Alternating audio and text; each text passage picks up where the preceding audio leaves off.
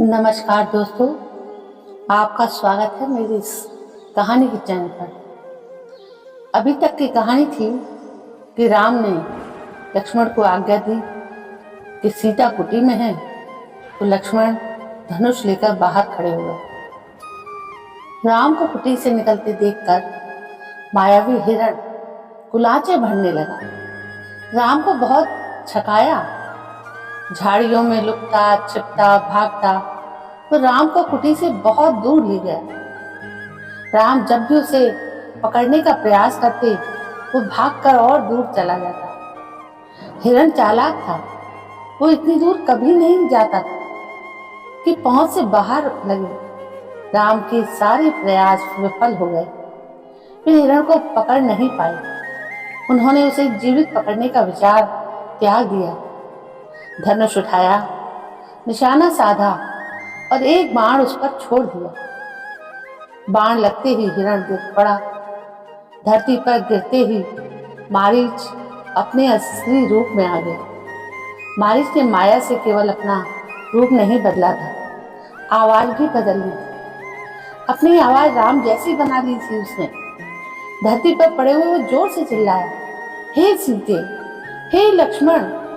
ध्वनि ऐसी थी जैसे बाण राम को लगा, वो सहायता के लिए पुकार रहे हो। बाण का प्रहार गहरा था। मारीच उसे अधिक देर तक सहन नहीं कर पाया। वो छटपटाता रहा और जल्दी ही उसके प्राण पखेरु उड़ गए। रावण एक विशाल वृक्ष के पीछे खड़ा था। वो प्रसन्न था, उसकी चाल सफल हो गई थी। मारीच ने उसकी अपनी भूमिका बहुत अच्छी तरह निभाई थी। अब तक सब कुछ वैसा ही था जैसा उसने सोचा था। उसे राक्षस अकंपन की बात याद आई। सीता का हरण हो तो राम के प्राण अपने आप निकल जाएंगे, वो निशक्त हो जाएंगे। वो अगले चरण की तैयारी में जुट गया। मारीच की पुकार राम ने सुनी। वो पास ही थे। उन्हें समझने में देर नहीं लगी कि पुकार की मंशा क्या है। मायावी मारीच की पूरी चाल उनके सामने खुल गई। हिरण जानबूझकर भागता रहा उन्हें कुटिया से दूर ले जाने के लिए। वो षड्यंत्र का अगला चरण विफल करना चाहते थे उनकी चाल से, ताकि जल्दी कुटिया तक पहुंच सके। वो मायावी पुकार सीता और लक्ष्मण ने भी सुनी। लक्ष्मण उसका रहस्य तत्काल समझ गए। राम की तरह उन्होंने बाण चढ़ाकर धनुष दृढ़ता से पकड़ लिया, चौकसी बढ़ा दी। वे राक्षसों की अगली चाल का सामना करने के लिए तैयार थे। साथ ही राम का आदेश उन्हें याद था, उनके लौटने तक सीता की रक्षा। राम की ओर से इसमें चूक की कोई संभावना ही नहीं। सीता वो आवाज सुनकर विचलित हो गई, घबरा गई, दौड़कर कुटिया के द्वार पर आई। उन्होंने लक्ष्मण से कहा, तुम जल्दी जाओ, जिस दिशा में आवाज आई है उसी हो।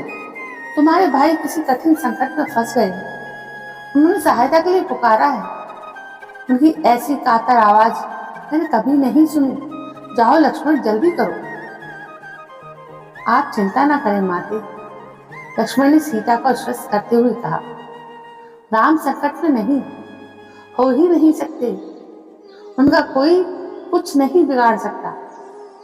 हमने जो आवाज सुनी वो बनावटी है, मायावी राक्षसों की चाल है, मुझे कुटिया से दूर ले जाने के लिए। आप निश्चिंत रहें, भाई राम जल्दी ही आते हैं। सीता क्रोध से उबल पड़ी। लक्ष्मण का इस घड़ी में इतना शांत होना उन्हें समझ में नहीं आया। राम की पुकार, राम की आवाज सुनकर भी वो यहीं खड़ी है, सहायता के लिए नहीं गए। सीता को इसके पीछे का षड्यंत्र दिखाई दिया। लक्ष्मण की ये तो कोई चाल है। लगा कि लक्ष्मण राम का भला नहीं चाहते, उनके हितैषी नहीं है। चाहते हैं कि राम ना रहें, मारे जाएं, ताकि राजपाट इन दोनों का हो जाए, उनके रास्ते का कांटा निकल जाए। तुम्हारा मन पवित्र नहीं है, कलुषित है पाप से। उसमें मैं समझ सकती हूँ कि तुम अपने भाई की सहायता के लिए क्यों नहीं जा रहे। सीता ने यहाँ तक कह दिया कि कहीं वे भरत से गुप्तचर से बात तो नहीं करते, कहीं वो भरत के गुप्तचर तो नहीं है। सीता की बातों में लक्ष्मण को गहरा आघात लगा। उनका हृदय छलनी हो गया, पर उन्होंने पलट कर उत्तर नहीं दिया। संयम बनाए रखा, सिर झुकाकर सब कुछ चुपचाप सुन लिया। वे सीता की पीड़ा समझ पा रहे थे। केवल इतना बोले, हे देवी, ये राक्षसों का छल है। खरदूषण के मारे जाने के बाद वे बौखला गए हैं, किसी तरह हमसे बदला लेना चाहते हैं। आप उनकी चाल में ना आए, वे कुछ भी कर सकते हैं। मुझ पर विश्वास करें, राम को कुछ नहीं होगा। सीता का क्रोध और बढ़ गया। क्रोध में आंखों से आंसू बह गए। यह भी लग रहा था कि कहीं लक्ष्मण की बात सही ना हो। यह डर था कि राम से बिछोड़ ना हो जाए। उन्होंने कहा, राम से बिछोड़कर मैं नहीं रह सकती, मैं जान दे दूंगी। हे लक्ष्मण, तुम उन्हें लेकर आओ। लक्ष्मण राम के लिए राम की आज्ञा का उल्लंघन कर रहे थे। उन्होंने सीता को प्रणाम किया और राम की खोज में निकल पड़े। लक्ष्मण के जाते ही रावण आ पहुंचा। तपस्वियों जैसा जटाजूट, वैसे ही वस्त्र। सीता ने साधु समझकर उनका स्वागत किया। रावण ने सीता के स्वरूप, संस्कार और साहस की प्रशंसा की। उसे सीता का परिचय प्राप्त करने के बाद कहा, सुमुखी, मैं रावण हूं, राक्षसों का राजा, लंकाधिपति। मेरा नाम लेने पर लोग थरथरा उठते हैं, लेकिन तुम सुंदरी हो, सबसे अलग हो। लेकिन तुम सुंदरी हो, सबसे अलग हो, तुम्हारे लिए मैं स्वयं चल कर आया हूं। मेरे साथ चलो, सोने की लंका में रहो, मेरी रानी बनकर। सीता क्रोधित हो उठी, कहा, मैं प्राण त्याग दूंगी, लेकिन तुम्हारे साथ नहीं जाऊंगी। मैं राम की पत्नी हूं, मैं महाबलशाली हूं, तुम्हें उनकी शक्ति का अनुमान नहीं है। तुम चले जाओ, नहीं तो तुम्हारा सर्वनाश हो जाएगा। रावण ने सीता की बात अनसुनी कर दी। खींचकर उन्हें रथ में बैठा लिया। सीता प्रयास करती रही, पर रावण के चंगुल से मुक्त नहीं हो पाई। स्वयं को असहाय पाकर वे विलाप करने लगी। हा राम, हे लक्ष्मण, पुकारती रही। रावण का रथ लंका की ओर उड़ चला। मार्ग में वे पशुओं, पक्षियों, पर्वतों, नदियों से कहती जा रही थी कि कोई उनके राम को बता दे। रावण ने उनका हरण कर लिया है। गिद्धराज जटायु ने सीता का विलाप सुना।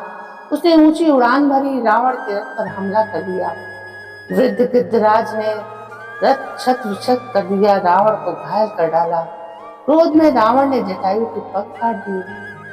जटायु अब उड़ नहीं सकता था, वो सीधे धरती पर आ गिरा।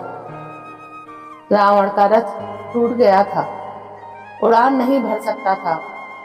उसने तत्काल सीता को अपनी बाहों में दबाया और दक्षिण दिशा की ओर उड़ने लगा।